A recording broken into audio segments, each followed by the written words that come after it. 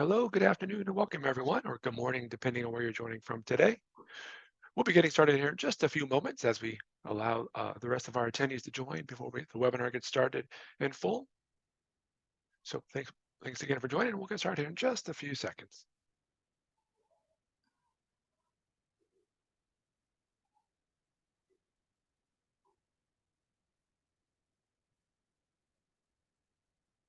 Okay, well, for those who've just joined, thank you once again for being here today for Early Colleges Creating Pathways for Access to Higher Education webinar. My name is Shane Hamster with RTI International. I'll be supporting you today through Zoom. Just a few logistics to go over before we get started. Today's webinar is being recorded for archival purposes. You can submit questions into the Q&A at any time, and I encourage you to do so throughout today's presentations and panelist discussions. If you need any assistance, you can let me know in the chat, and I'll be happy to help troubleshoot anything you may need there. The transcription and captioning is available. You can manage that individually on your own screen by clicking on the CC button on Zoom and choosing to show or hide those subtitles. So once again, if you need anything, please let me know in the chat. And now I'll hand things over to Frank McKay of RTI to kick us off. Frank, over to you. Great. Thanks so much, Shane. Hello, and welcome to our panel discussion today on early colleges creating pathways for access to higher education.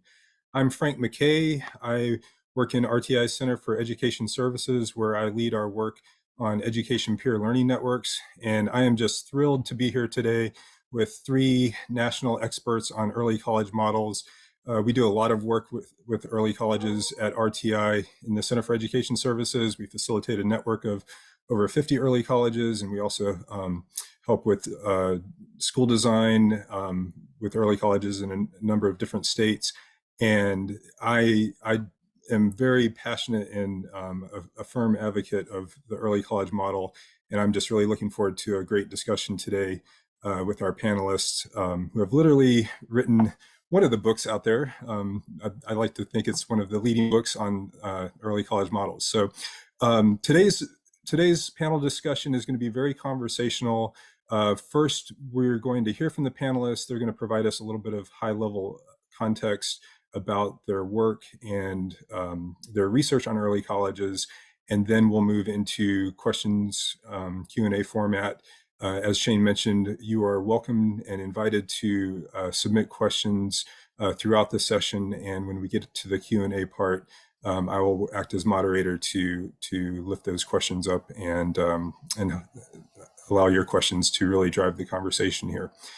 But before we get into the conversation, I would like to introduce our panelists. So first, we have Dr. Beth Glennie, who is a senior researcher here at RTI, and Beth has dedicated a large part of her career to studying early colleges and factors that influence access to higher education and post-secondary access for students. Next, we have Dr. Julie Edmonds, who is the Program Director for Secondary School Reform at the Serve Center at UNCG, where she also leads the Early College Research Center. And by the way, we will be providing links and the slides from today.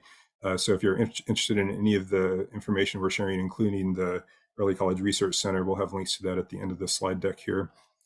And then also we have Dr. Nina Arshovsky, who's a senior research specialist at the Serve Center, and she has also been instrumental in Serve's research on early colleges and student college readiness. And as I said, I'm just excited to be here as the moderator because I'm excited to have a conversation with these three colleagues who have just invested a lot of time. I believe collectively they have over 5 decades of experience with research in early colleges or close to it. And Shane, if you could go to the next slide. To set up the conversation and to set them up to talk a little bit more about the context of their work, I do want to mention the book that they published this past year, Early Colleges as a Model for Schooling. This was published by Harvard University Press. And again, if you're interested in the conversation and you hear things that interest you today, I strongly encourage you to pick this book up and give it a read because it is a really nice portrayal of not just the research and the insights from research, but there are some really helpful, I think, helpful and relevant recommendations for policymakers as well as practitioners who are leading work in early colleges and working with students in early colleges. So with that, I am going to turn the Zoom mic over to Beth Glennie to provide us a little bit more context about the work that our three panelists have been doing. And I'll just mention that we've got about 6 or 7 slides to share here, and then we're going to take the slides down and just have a conversation. So Beth, with that, I'll turn it over to you.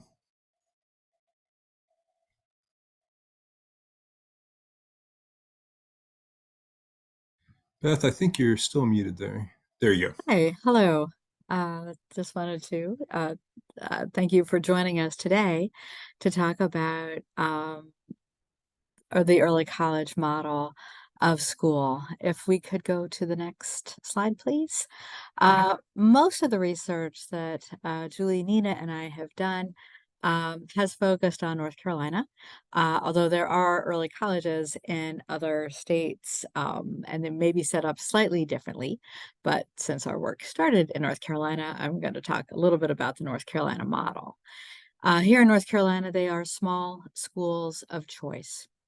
That means that people apply to go to these schools as opposed to a neighborhood school. They're primarily located on college campuses, and they serve students in grades 9 through 12 or 9 through 13. Some are set up as a 5-year program. And through the early college, high school and college experiences happen at the same time, just seamlessly integrated together so students experience both. And to do that successfully, we have to have rigorous academic expectations coupled with support. Students get a high school diploma, an associate degree, or 2 years of college credit simultaneously. Next.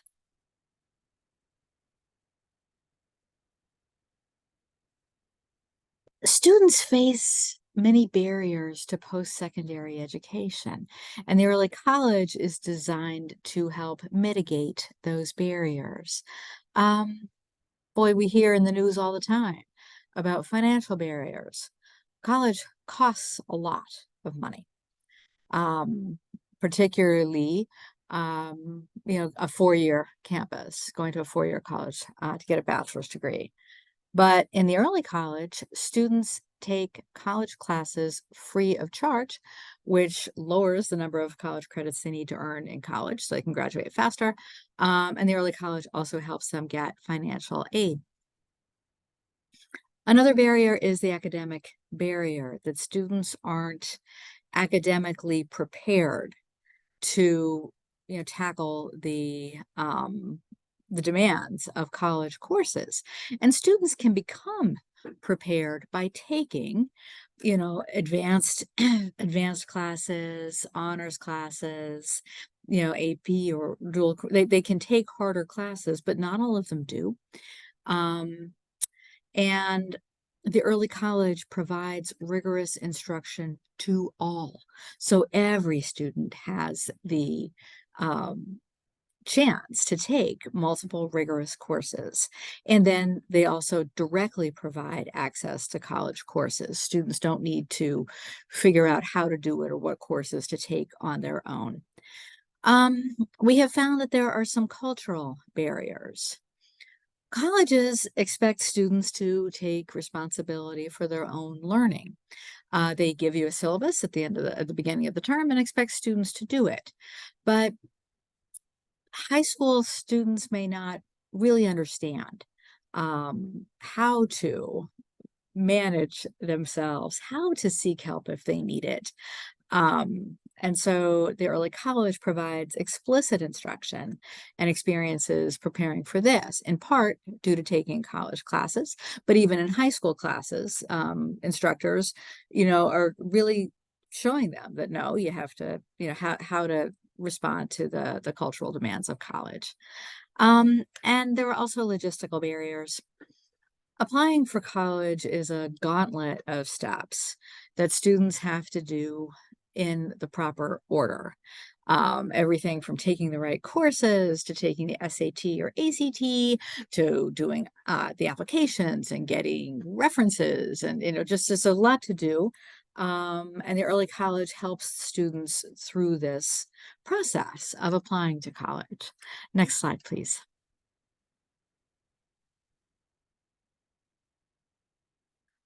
Well, one strategy to deal with some of these barriers has been dual credit courses. And so I wanted to highlight a little bit about differences between the early college model and the dual credit experience. In dual credit, high school students take college classes and have the potential to earn college and high school credits simultaneously in much the same way that I described it for early college. However, with dual credit courses in a traditional public high school, students choose to do it. Students within a school choose to do it. And it tends to be that students who are already college ready, students who are already economically advantaged, have higher rates of participating. Whereas the early college program itself targets students who are underrepresented in college and creates a college-going culture for the whole school. So all students have the same experiences of taking the same numbers of college classes in high school. Dual credit in a traditional public school can be done kind of on an ad hoc basis, based on, what high school teachers are prepared to teach or agreements they have with the local college. But it's kind of a random act of college credit. Students take the courses that interest them, and that's great. But in the early college, they're providing a clear pathway to an associate degree or 2 years of credit. And so the courses are aligned between high school and college. And you don't take the college courses in this topic until you've completed successfully the high school courses in the topic. And so it's really, and then at the end of it, again, students have they will have taken courses to get to an associate degree and or transferable credit into the university system. So it's a little bit different pathway. Some traditional high schools are starting to create more of a pathway, but in general, that's a big difference with the early college. And early college, as I mentioned, takes a comprehensive approach to reducing cultural and logistical barriers as well as academic and financial ones, whereas the dual credit programs tend to assist with the academic preparation and financial barriers, but less so with the cultural and logistical barriers. Many dual credit courses are taught, for instance, at the student's high school, even by a high school teacher. So they're not getting the same experience to the college culture. Next slide, please. And that would be Julie to talk about the history of the early college movement. Thank you, Beth. I will say, Frank, when you said 5 decades of experience, that made me feel pretty old. So we've been talking about this for a while, but we first adding across, right? Yes, adding across. That's right, collectively. Quite as old. All right. So we first started studying early colleges, and when we started presenting on them, we really talked about them as kind of this innovative new idea of schooling. But the more we really did research on this, the more we realized that this idea of combining high school and college, which is really what the early college is all about, was not an entirely new idea. So, for example, we actually know that in the early 1900s, there were multiple efforts to create schools that combined grades 11 through 12 and then the first 2 years of college. These schools were never really very widespread, and they did eventually evolve into the community college system that we have today. So this idea kind of of merging high school and college went underground for a little bit of a while, but it did pop up occasionally. So Simon's Rock was started in 1964. That was the first residential early college, and it was for academically gifted girls in grades 11 through 14.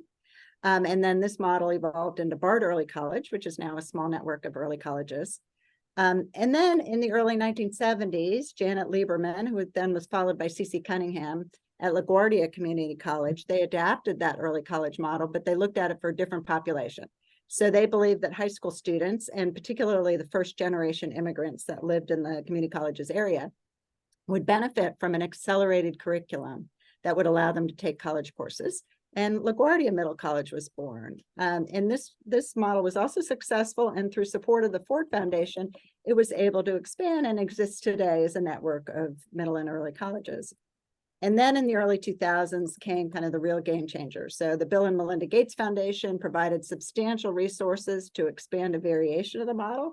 So they started with students in 9th grade, and then this is where they were also introducing that focus on students who were underrepresented in college. So consistent with the Middle College, LaGuardia Middle College. And then they introduced this goal of earning an associate degree at the same time that you're earning your high school diploma. By the time that Gates stopped funding this initiative, we saw over 200 of these schools in place across the country. And these schools also were seen as successful, and they've expanded substantially. Next slide. So current estimates suggest that there's well over 1,000 early college high schools and early college programs across the country. Here are some sample states with some of the highest participation rates. And the ones that have stars in them are states in which we've done research, and that research was included in the book. I'm pleased to say that the American Institutes for Research are currently trying to create a national database of early colleges, which will be super helpful, and that should be available soon. Next slide.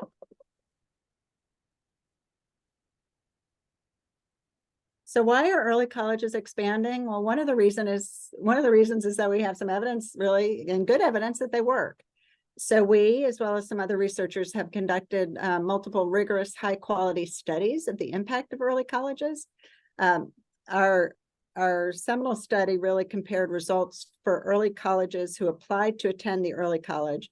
They went through a lottery, and then they were accepted. And we looked at the outcomes for those students to students who applied to the early college, went through a lottery, and were randomly selected not to attend. So we're really comparing apples to apples here. We've also looked at all the early colleges in North Carolina and compare outcomes for early college students with students who look similar in terms of background achievement and demographic characteristics. And our studies, and then studies that have been done by other people, actually also have remarkably consistent findings. And we find positive impacts on a host of student outcomes. So at the high school level, we've seen that early college students have better attendance, lower suspensions, higher graduation rates, much higher number of college credits earned in high school. And that's when we can, again, compare them to students who applied to the early college but were not accepted through that lottery. We also found that compared to our control group, early college students were more likely to enroll in college and more likely to earn a post-secondary credential. And the impacts really were particularly high for associate degrees, with almost 3 times as many early college students earning an associate degree as in our control group. And then when we look at post-secondary performance, we see early college students have a similar GPA, but actually took a higher percentage of advanced credits. They've also graduated more quickly and with less debt. So overall, really, we've found very little downside to the early college. And our research, and again, the research of others, really demonstrate that it is feasible to combine high school and college. So to have this model, and that it actually can be very good for students. So I think we're going to stop there with our overview and switch to the conversation. Great. Thank you for the overview. And as I mentioned, we really would like questions to drive the conversation here.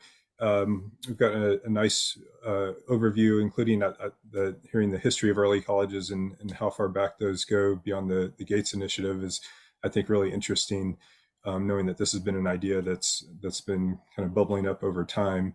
So what we'd like to do now is take a little deeper dive into some of the topics mentioned here. And we received some questions in advance from people who registered for the panel discussion today. And we also have the Q&A line open. So if you have questions, please put them in the Q&A, and I'll look at those as we have our conversation here. So to begin the conversation, Julie, I'd like to start with you. If you could just describe a little bit more about the history of your work with early college research, you and the team collectively. Sure. So our work with early colleges really started in 2004. And at that point, I was providing research support to an organization that was developing the early college model. And then our first formal study, that started in 2006, and that was that lottery-based experimental study that I was just describing. And that was funded by the Institute of Education Sciences. And in our study, we enrolled over 4,000 students who applied to 19 early colleges over a 6-year period. And that very first study found positive impacts on high school outcomes. So we saw better attendance, reduced suspensions, increased numbers of students taking and succeeding in the high school courses they needed to be on track for college. Early college students reporting better experiences. And based on these findings, we were actually able to receive additional funding. And so we've had 2 more follow-up studies. So we've actually been following this group of students for 17 years now. It's a long time. And we've been following them through high school graduation and through post-secondary education. And we're currently tracking them into the workforce to see if there's an impact on employment and earnings, but we don't have those results yet. And so, but positive impacts from that first study really contributed to broader interest in the field and a desire for people to take those lessons learned from the early college strategies and then implement them in comprehensive high schools. And so our team has conducted rigorous evaluations of 6 large-scale efforts, and we've looked at, and that's occurred in states like Colorado and Indiana and Michigan and North Carolina and Ohio and Texas. And we're currently doing a 5-year study also of North Carolina's dual enrollment program, and that consists of 3 pathways. And so one of these pathways is early college. So we're continuing our work under that auspices.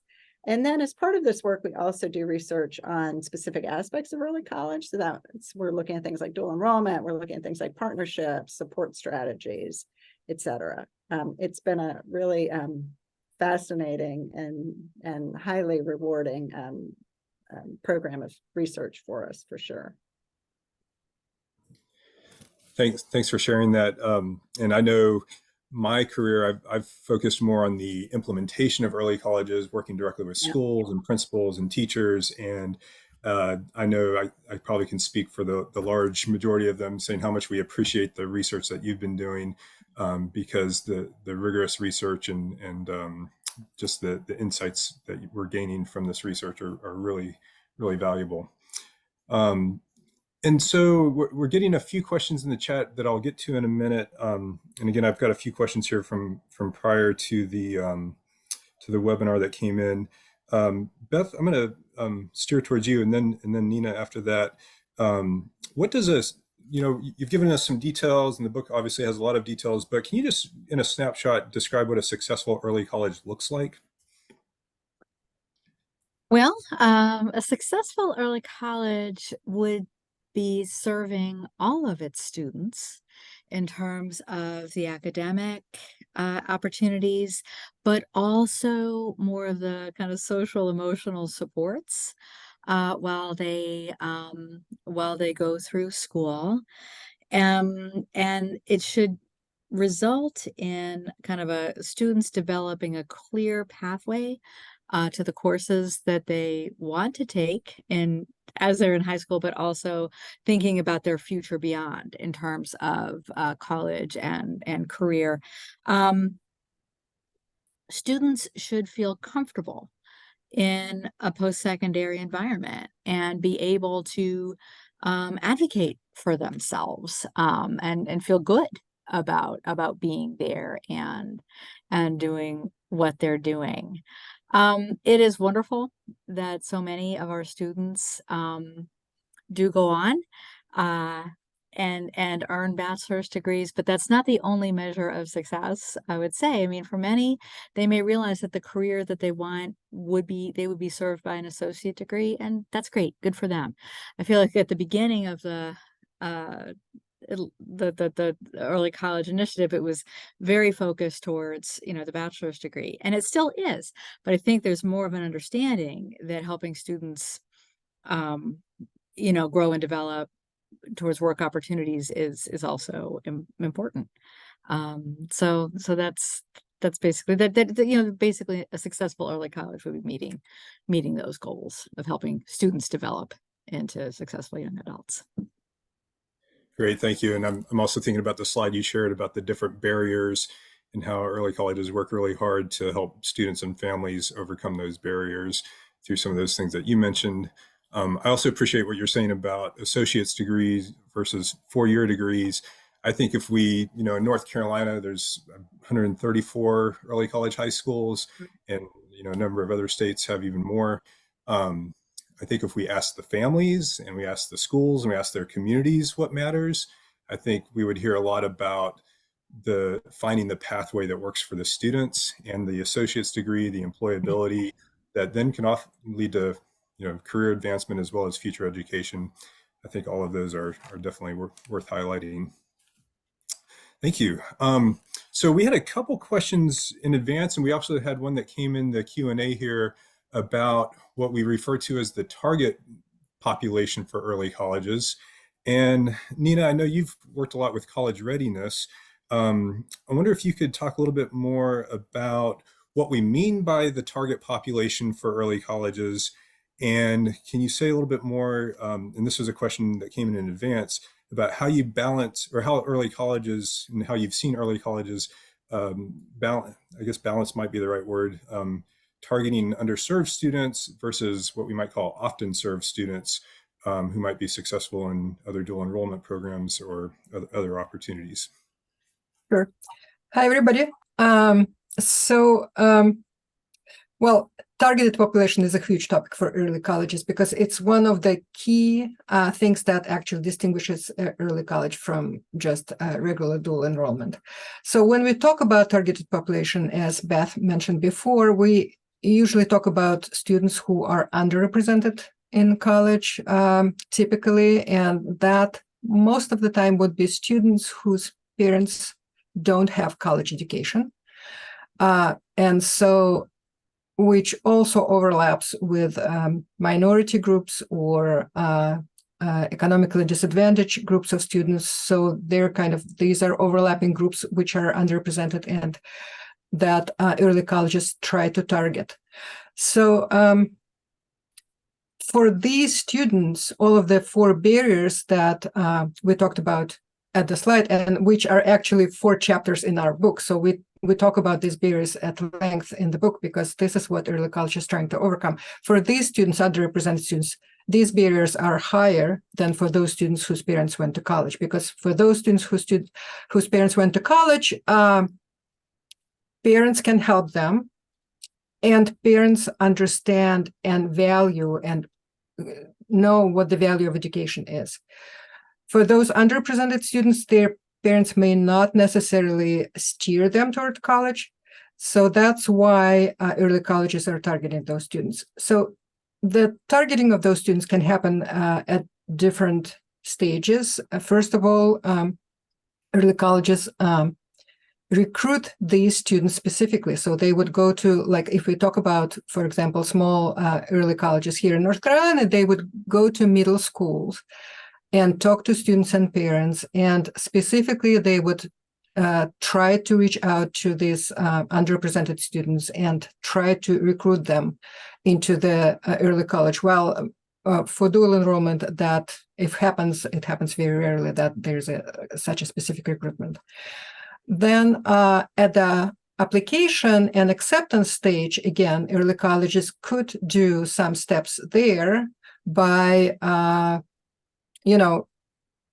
giving them probably a specific number of places in the early college, either small early college or early college program, giving them more space to get there maybe than just the regular students, or in some other ways. Like in our lottery, sometimes it would be just everyone who applied randomly got into the early college, or those targeted population will get their kind of specific randomized group, and the early college would have a specific target for how many students they want to get into early college.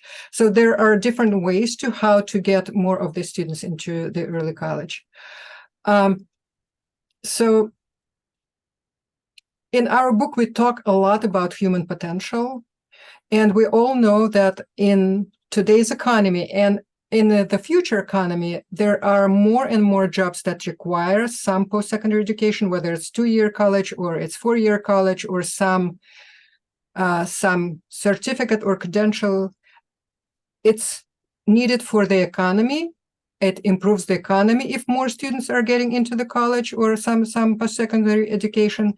it's also good for the students themselves, obviously, because they get higher paying jobs, they get better medical insurance. So there are benefits both for society and for the student. And that's unleashing human potential of those students who are not necessarily see themselves as a college material, where the early college distinguishes themselves from the dual credit. So one of the questions asks about how do we balance the targeted population with the regular population. And again, it's done differently in different early colleges. Everybody finds their own way how to do that. But oftentimes, again, this underrepresented population, they need more supports. They need more supports at all levels within for all of these barriers.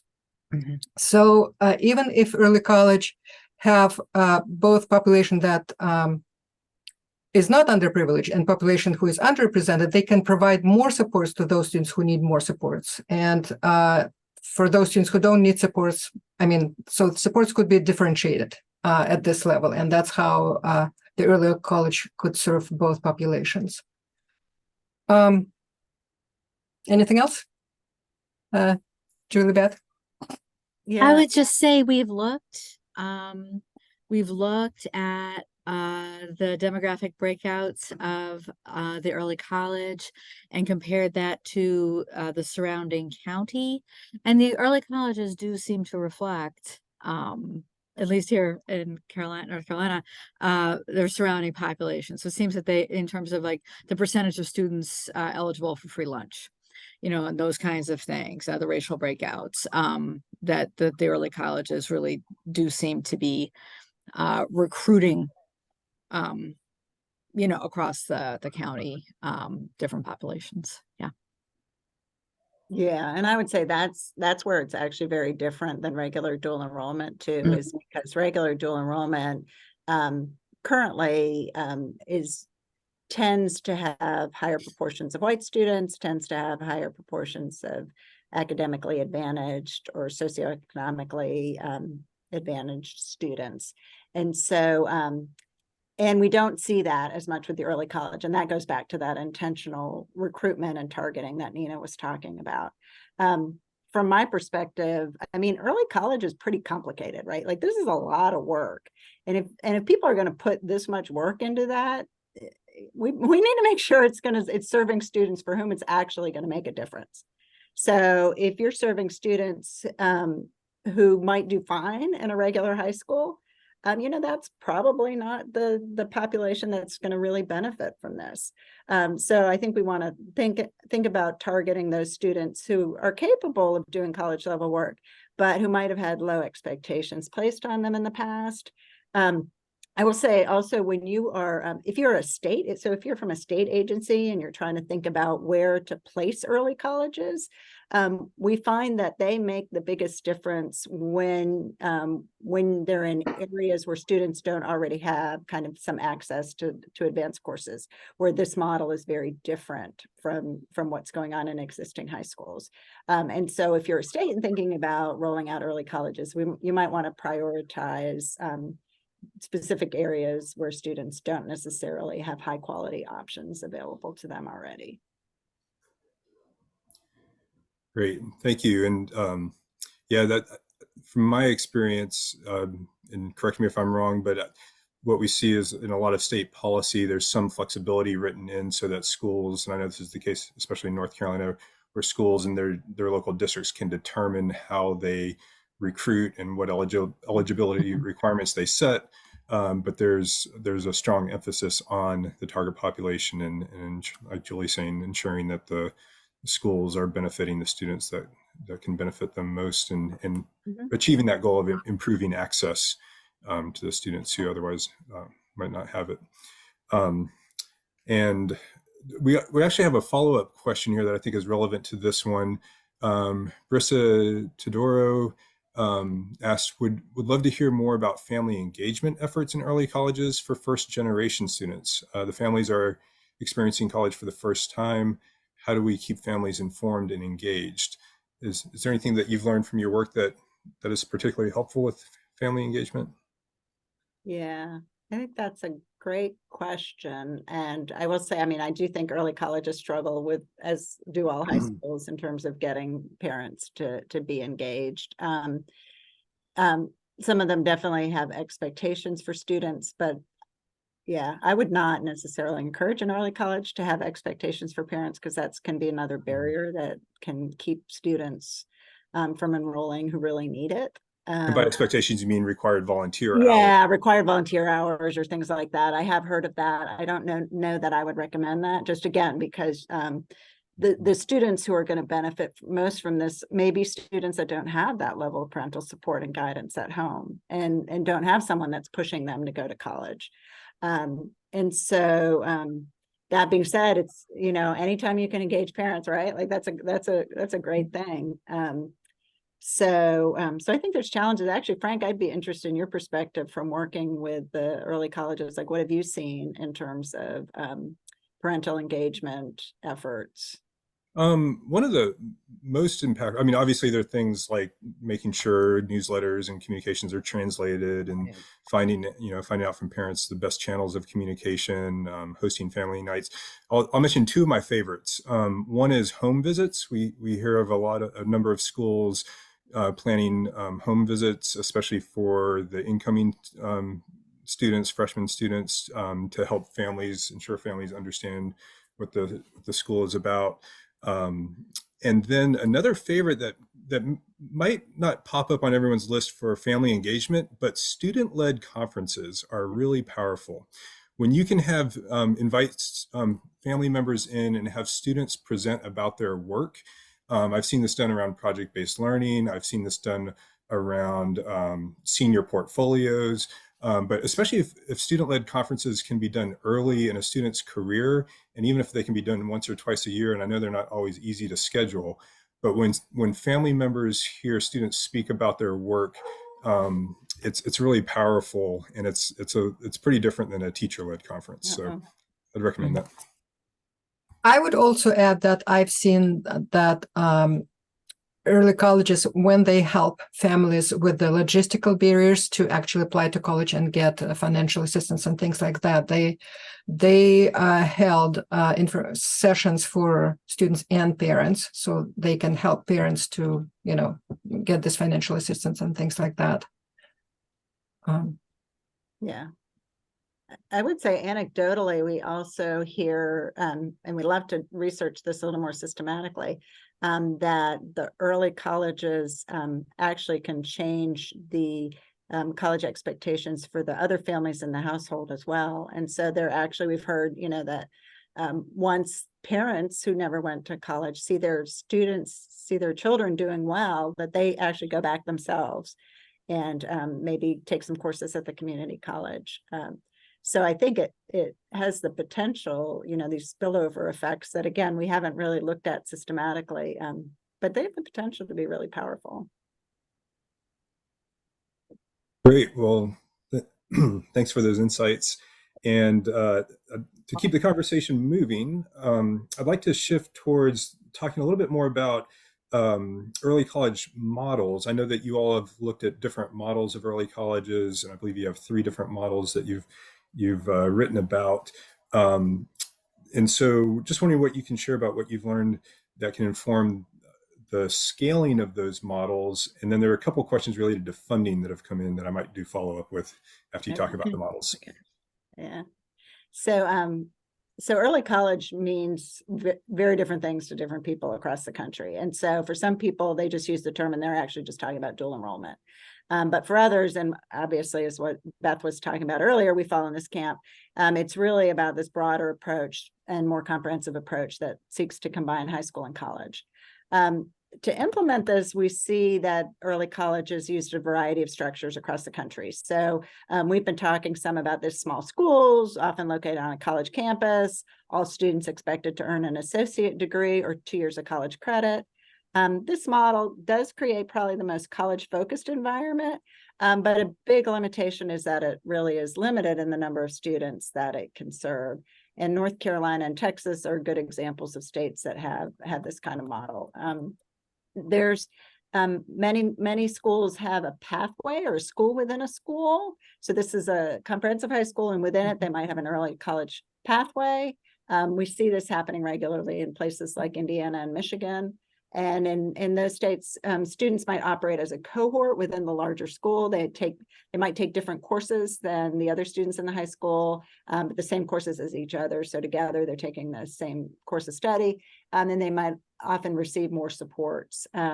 This is a strategy that allows you to scale up and reach many more students. There are challenges associated with this. You have to pay really close attention to issues of equity and tracking. And then there can be challenges with scheduling and things like that. The sort of, I wouldn't say the ideal, but the one that would serve the most students would be if we could transform a comprehensive high school into an early college. And there are efforts to actually do that. And the idea here is that all students in a regular high school would have access to college courses. Now, if you're doing that, you're not necessarily expecting that everyone gets those 2 years of transferable college credit. And this is a point at which people also really are introducing a lot of CTE college credit options to serve really a wider range of students. And I will say that we're starting to see that just in general as well. So at the beginning, a lot of them started with that focus to a transfer to a 4-year, and now we're really seeing a lot more that also include a CTE component. So they might be earning terminal credentials that then they can apply directly into the workforce. And PTech, for example, is a model that really kind of gets combines the early college along with those internships and work-based learning opportunities. So Nina and Beth, what would you add to that?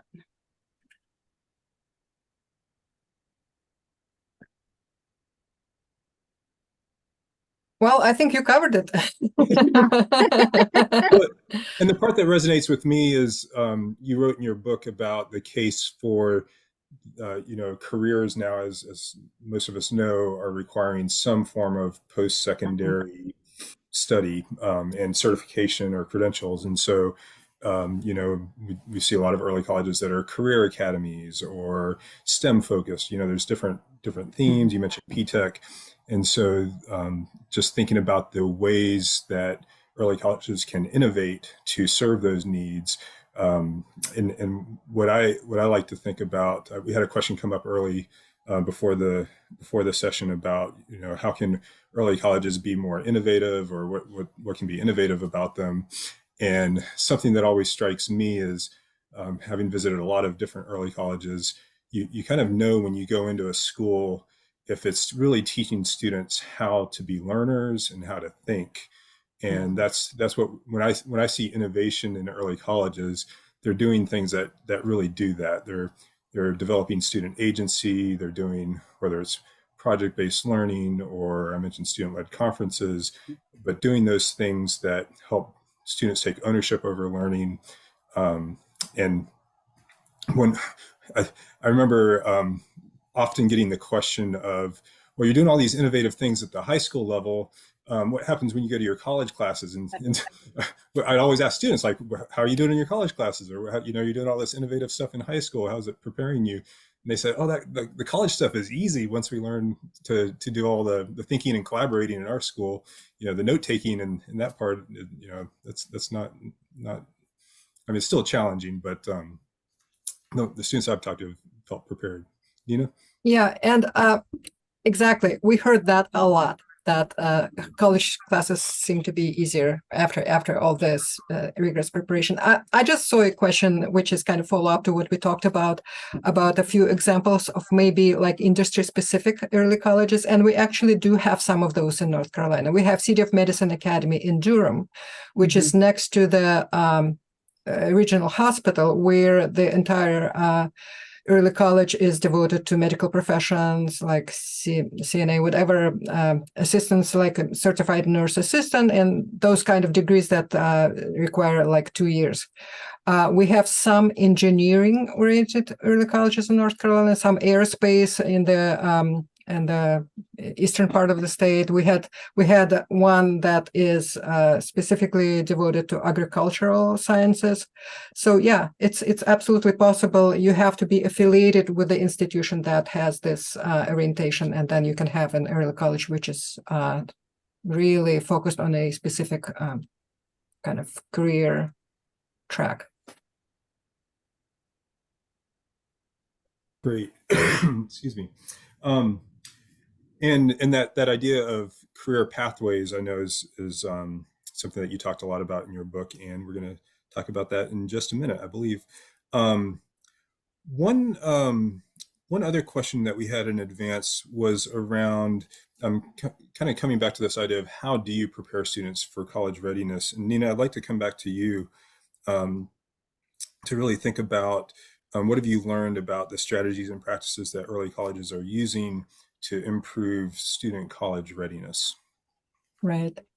So, well, basically, most of our book, at least half of it, is devoted to this question, because really of the four barriers, financial barrier is not college readiness related, but all the rest of the barriers are college readiness related, as David Conley actually suggested this whole sort of host of specific skills and knowledge that you need to know and be prepared for college, which includes academic college readiness. And for academic college readiness, obviously, first of all, in the 9th and 10th grade, early colleges put all of their students on the honors level courses. So the classes are rigorous and they prepare them for the further taking college classes. Some of the programs work with their middle schools that are feeding into the high school and work with the middle school. So the middle schools start to put their students on a more rigorous course track, for example, providing more algebra courses in the 8th grade, or giving them more opportunities for more advanced courses in English. So we see a lot of different approaches how to prepare students academically. Well, the next is actually kind of aspirational aspect of college readiness, meaning that students have to be motivated to go to and take college level courses. They have to have the goal of that. And for that, small early colleges in North Carolina, they always have a time of the day, which is called either seminar or something else, which is devoted not to academic courses, but which is devoted to this college readiness kind of skills, which would include career exploration, college exploration, figuring out what they want to be in life. It's actually about future orientation. So they're not thinking about just graduating from high school. They're thinking about what are they going to do next. So this transition is kind of happening throughout the whole high school level. So these courses, sometimes they use Navians, like in the programs in high schools, that the whole high school will use Navians, which will motivate students to think about their future and then maybe aspire to participate in early colleges. And the third aspect is this college knowledge. How do you know what is expected from you in college, right? And so it also comes from both specific instruction through this kind of seminar courses or avid courses or this kind of specific courses, but it also comes from direct experience of taking college level courses. So students learn what is expected of them. They learn about study skills, how to study on their own, because again, they have to study on their own more in college than in high school. So teaching them these skills specifically, it's all kind of aspects of preparing students for college, both during direct instruction and through experience in college courses. Yes, and these skills in the freshman seminar the 9th graders take, I mean, it's how do you, I mean, everything Nina said, but also how do you use a planner? How do you outline a paper? What's the proper way to take notes? What's a good note-taking strategy? I mean, basic, skills that students may not be getting from their middle schools or their parents or something. And these skills are going to help them be ready. How do you do, let's try public speaking. How do you speak in front of the class? How do you just these skills, which are going to help them succeed in their subsequent high school grades and post-secondary work to do. Yeah, and I would say we see some schools that actually have sort of separate rubrics for some of those I don't know that we've come up with a good term for that. Because soft skills are not really soft, but sort of, and not, they're not non-academic skills, but basically these sort of broader college readiness skills. And there, so early colleges will create a rubric, and students will get grades on those. So those are skills that they're assessed against. So so it's clear that they're explicitly taught, like these skills are explicitly taught. Too many times, I think in regular high school, we assume that students are going to absorb these things through osmosis or something like that, which they don't really. And so, and they need, right, so students need to be explicitly taught on that. So if you have something like this kind of rubric, then it shows that that you definitely value that, and that the students, that's something that the students need to pay attention to. Great, thank you. And we did have a couple of questions that came in around college readiness, so hopefully that addressed them. And I will also add, sometimes looking at ninth graders entering this college going environment, there's this worry that they're going to miss having a high school experience. And I just want to add on that we see a lot of early colleges doing a lot of things that also give students a traditional, what you might say, traditional high school experience through clubs, through offering sports, either through intramurals or through the district, partnering with the district to offer sports. So not all of them have the ability to do that, but we do see a lot of schools trying to offer those other kind of social and other non-academic opportunities. Yeah, So, Frank, just to build off that, we did see, because we looked at this in our randomized control trial there, and because we thought that early college students might actually participate in extracurriculars at a lower level, but we found they didn't actually. They were participating in a higher level. And if you think about that, like in a large high school, maybe you have one football team, for example, and so you've got 20 kids or however many, sorry, I'm not a football fan, but you have however many students can be on the football team, and that's it, right? And those are the only students. So, but in the early college, I think they've got a wider range of opportunities. And so actually a larger proportion of students are actually participating in extracurriculars in those early college settings. that's great. I had not realized that you found that in your research. That's a great insight. So we have time maybe to squeeze in two questions together here, because I kind of moved on from the funding questions that came up, but I think we might be able to tie them into a question around partnerships, because we've also had a couple questions about, and Beth, I'm going to point to you to lead us on this one. What have you learned about what successful early college higher in partnerships look like with institutes of higher education, given the importance of the alignment and the importance of communication between systems? Well, it is essential that we have a strong partnership, because the program really has to have both parties fully vested in it for it to succeed. Communication is the key. And so even just having a designated person at the high school and a person at the college, and if something comes up, and working through the schedules and these you talk, who to go to, and that students know whom to contact if they have a question too, that they're not just there's a clear contact person. I think also the college system, in Durham, North Carolina, in many schools, it's a you have Power School or Canvas. You have these systems of tracking student progress. Well, the college courses aren't part of that. And so, the high school staff can't see what the students are doing in their college classes. And so again, we need university faculty to be committed to letting that high school staff person know, hey, this kid is not handing in the homework, or this kid is not, and again, just bringing to bear any questions or concerns that come up quickly. And that's a little different from the typical university instructional style, but that's something that they should do to help get aid to students when they need it. Parents and students also have to understand the different roles and responsibilities that high school instructors have and college instructors have. They need to understand and have the college awareness that a college instructor is going to be different. It is not acceptable. Although I, as a parent, could contact my son's high school teacher, is really not done to call the college faculty, and the parents need to understand that too. Um, it's and so I think it's so dedicated communication plans, but really making sure that students and parents understand how the partnership really works. I think is essential to having a strong partnership.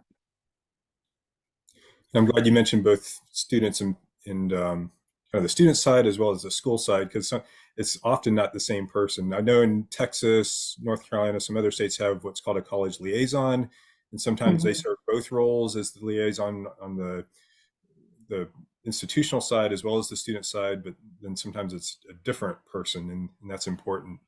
And I'll add from working with a number of early colleges that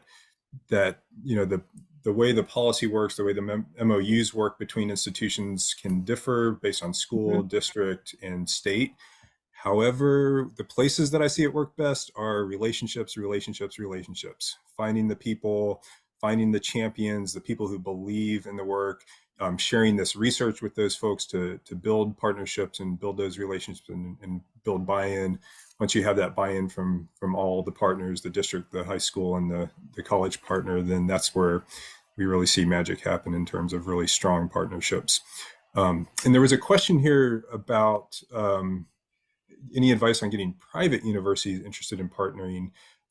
My advice would be use the research and a lot of most private universities I think are looking for opportunities to expand access. So as Julie said, looking at the location I think is helpful, but any additional advice there? I would also add that, we've talked with early college faculty, and we've asked them, how did the kids do in your class? And they basically say they're fine. They're better than some of the college students. I mean, and so again, that's research, that's findings that we can share with them to say, look, this isn't going to drag down your class. I mean, these students are ready to take your class, and we've shown it there.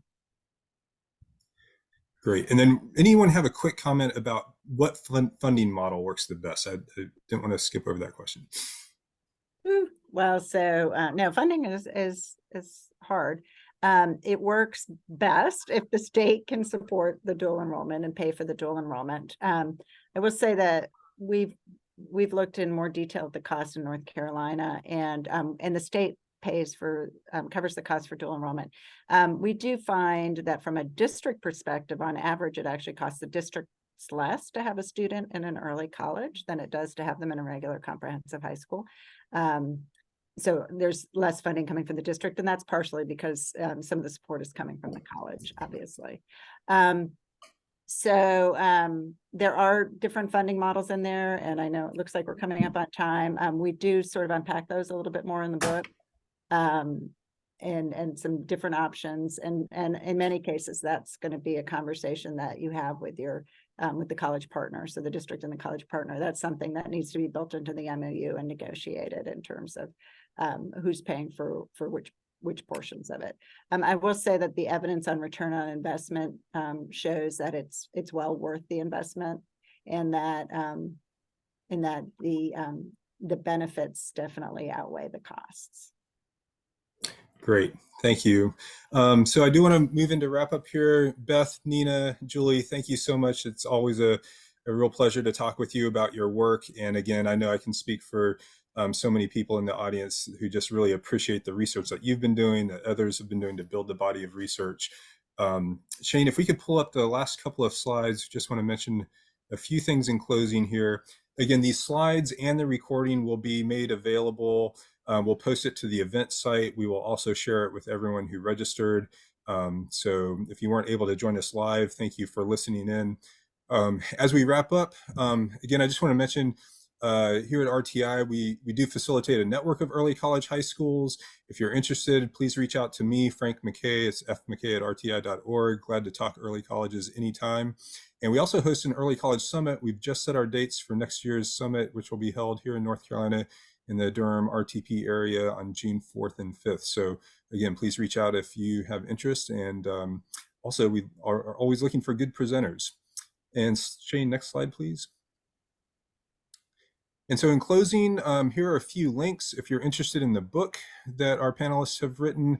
Again, I really strongly recommend the book. It's well written and very accessible. Also, please visit the Early College Research Center at SERVE. Great information there by Julie and her team. And then we've got links to our Early College Network information and our summit. And with that, I see we're at 2 o'clock, so we will wrap up and just thank everyone for participating today. Hope you all have a great week.